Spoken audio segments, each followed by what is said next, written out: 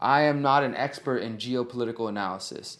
I do my best as an individual, as a critical thinker, as a free thinker, and as a journalist to study multiple sources, to read everything I can on a topic, and to analyze multiple angles to see who benefits from any given situation, especially as it relates to geopolitics, to resources, to the economies of nations across the world, and to power plays that exist. We have to understand that despite the fight for a quote-unquote new world order, there are probably factions that exist in the fight for this new world order. We have the Western nations, NATO, US, Britain, Saudi Arabia, all the Western allied nations, Australia, etc., essentially the current stage of the British Empire and the British Crown and their colonies that have spread far and wide and their allied nations.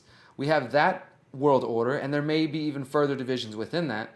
And then you have another faction that could be this Russian, Chinese, Syrian, Iranian, Eastern bloc that opposes the United States and opposes Western hegemony and calls them out and uses their media to expose the lies of the Western Front. But at the same time, I don't think that there are people who advocate freedom or who have the interest of the people on the ground level, you and I, at heart. These people are still tyrants, they're still statists, they are still working to promote their message, their ideas, and at the end of the day, I don't think it's going to be anything that benefits the people. So I want to get that out of the way. The ideas that I'm putting out there, they are not specifically only anti-Western, but they are also anti-Eastern in the sense that I'm not trying to say Putin or Assad are heroes. So let's get that out of the way and let's try to look at this objectively. First off, we'll start with an article that I wrote for Activist Post called "Former Department of Defense Science Advisor Debunks Claim of Syrian Chemical Attacks." Now let's start with the beginning. For those who are unaware, who haven't been paying attention the last 4 years, there has been an ongoing civil war, as it is called by some, within Syria, where you have rebel groups who are fighting against Syrian President Bashar al-Assad. Now these rebel groups, which consist of groups like Al-Nusra Front, which is tied to Al-Qaeda, and other radical groups, some that have been tied to ISIS, and groups the U.S. says are terrorists, the U.S. is now funding these guys to try to get them to fight against Syrian President Bashar al-Assad. The U.S. says this is a legitimate uprising, it's random, it's not being stoked by them. But knowing the history, the Western history, the United States history, the CIA history of funding coups in other nations and of sponsoring state terrorism, we have to be skeptical of the claims. So again, once you start to look into the claims over the last few years, many people have pulled out evidence, including Department of Defense documents that show that the United States and other Western nations knew their interference in Iraq and Syria would lead to the rise of more extreme groups, and then that they could use those extreme groups to go and take out their enemies. So that's what we're seeing now, is a proxy war taking place within Syria, essentially an extension of the Cold War, where the United States and Russia are opposing each other through Syria, with the West saying, we're trying to help the rebels to stop the dictator, that horrible dictator Assad, and the Russians and other allies of Syria saying, the West is just trying to overthrow Assad, so we're going to try to actually fight ISIS, and you have Russia dropping bombs and trying to kill ISIS and get them out of the country, and accusing the West of really faking it and not actually trying to defeat them. So that's been going on for several years now. Recently, with the election of President Donald Trump, many people thought that America was going to be moving away from this global police force because Trump talked about making America great and putting America first, and he was not espousing, in the beginning at the least, an interventionist policy. But on April 4th, there was reports of a chemical gas attack, a sarin gas attack, in the town of confflict, and this was on April 4th.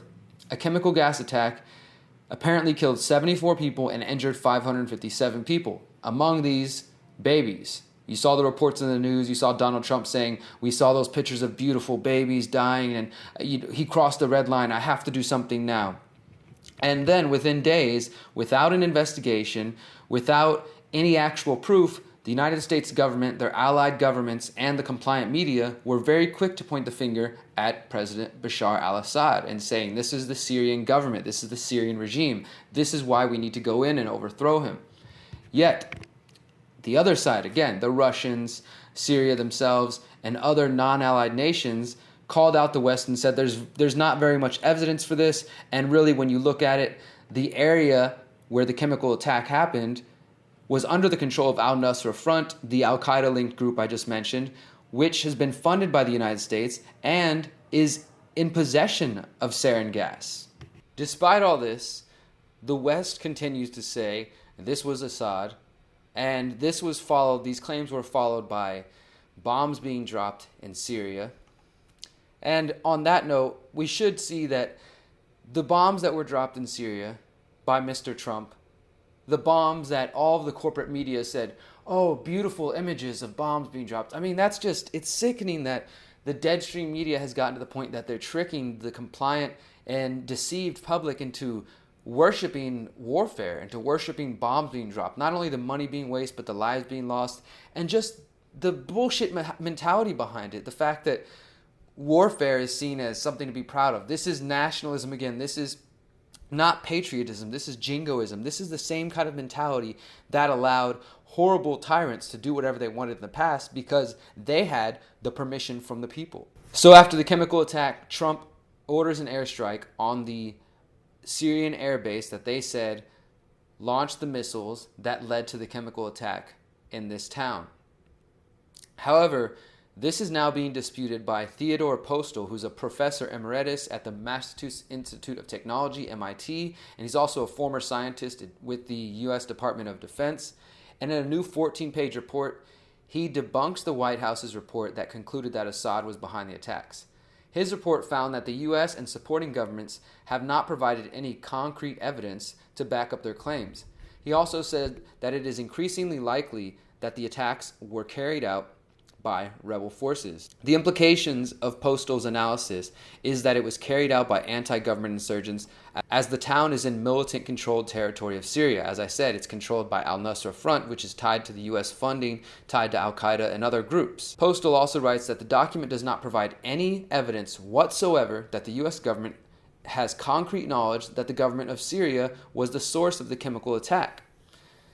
Postal's claims are based on several arguments. For one, he says that the repeated use of chemical attacks by rebel forces over the last few years, including in 2013, makes it clear that they are likely the culprits behind this new attack.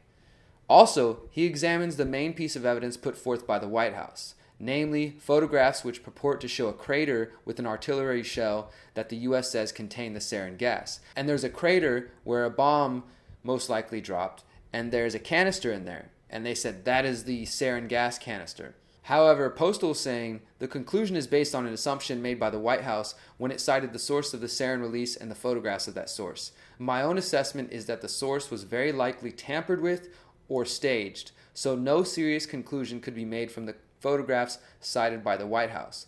He also notes that the damage to the shell is not consistent with being dropped from an airplane. He believes the damage indicates that an explosive charge was placed on the shell containing the sarin gas and then detonated.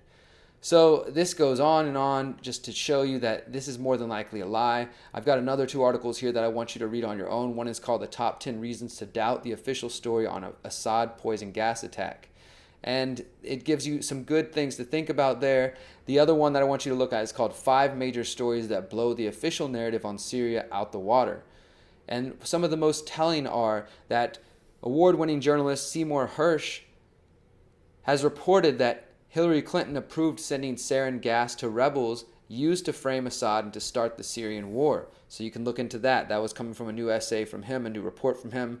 We also can go back and remember that Putin previously revealed that ISIS, our supposed enemy in Syria, is funded by 40 members of the G20, these 20 biggest nations, most strong, wealthy nations in the world that are allies to the United States. Putin said that there is evidence that they are funding ISIS. There's also this declassified CIA document from 1983 that show that there's been a long-term plan to destroy Syria for an oil pipeline that could benefit the U.S.'s ally, Turkey. And then you also have more recently General Wesley Clark, after 9/11, giving an interview to Amy Goodman saying that the U.S. has a plan to go into 7 different countries. They're going to go into Iraq, Afghanistan, Somalia, Libya, Syria, and then eventually Iran. I think he also said Lebanon as well. So essentially, the West is planning to take over that whole area and carve it up for their allies, Israel, Saudi Arabia, among others, and to use it for whatever purposes they choose. And you're being fed a lie that this is all about saving beautiful children, or this is just the latest stage of helping some rebels. And in the Syria front, we also had another recent attack that was being blamed on Assad now. There was a bus bombing that just happened days ago, I think this weekend now. And it has all the signs of a suicide bombing that are the call sign for these rebels on the ground. But it's once again being blamed on the Syrian army. And there's an article here by Brennan Turbeville called Syria Bus Bombing Conducted by Terrorists, Not Syrian Government. And I advise you to read that as well. All the links will be below this video so you can read that. Before we switch gears here to talk about North Korea, I want to just read from you this new piece that came from the anti-media called The Real Reason Trump Bombed Syria. And I think this paints a picture of what's really going on behind the scenes. It says, as Trump learned once he moved into the White House, government cannot be stable without the support of the fourth estate, that is, the media. And without threats from abroad, there isn't a war to sustain the state. So that's why the press is now so important and has been important in blowing up and magnifying the threat, so that the state's rationale for military action sticks. And this is a key point. As many in the libertarian movement call this escalation in Syria the new Iraq, one can only hope for a moment of clarity to shake the president's core and bring him back to his previous stance. But if history is any indicator, hope shouldn't guide us in this moment of darkness, as even some of the president's most trusted advisors are left on the sidelines, wondering what could happen if Trump had just been cool under pressure.